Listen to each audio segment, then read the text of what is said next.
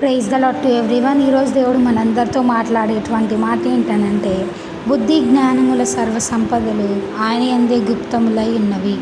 ఎవడైనాను చక్కని మాటల చేత మిమ్మల్ని మోసపరచుకున్నట్లు ఈ సంగతిని మీకు చెప్పుచున్నాను. దేవునికి మహిమ కలుగును గాకండి. దేవుడు ఈరోజు యొక్క వాక్యం ద్వారా నిజంగా ఎంత గొప్ప మాట కదండి.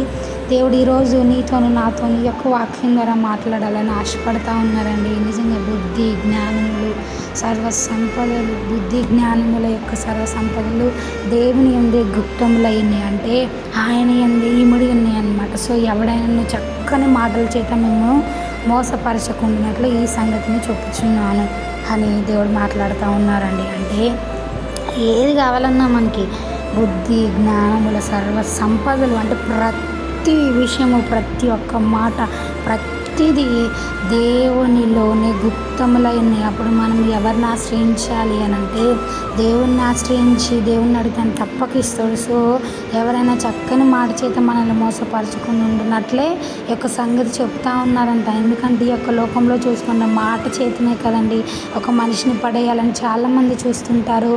యవనస్తులు అయితే మరీ ముఖ్యంగా యవనస్తులు మాటకి ఇట్టే పడిపోతారు. కానీ ప్రతిదీ ఆయన యందు గుప్తంలో ప్రతిదీ దేవుడు మనకి నేర్పించడానికి సిద్ధంగా ఉన్నాడు. కాబట్టి ఆయన యందే ఆనుకొని జీవిద్దాం. ఇట్టి వాక్యము దేవుడు దీవించును గాక.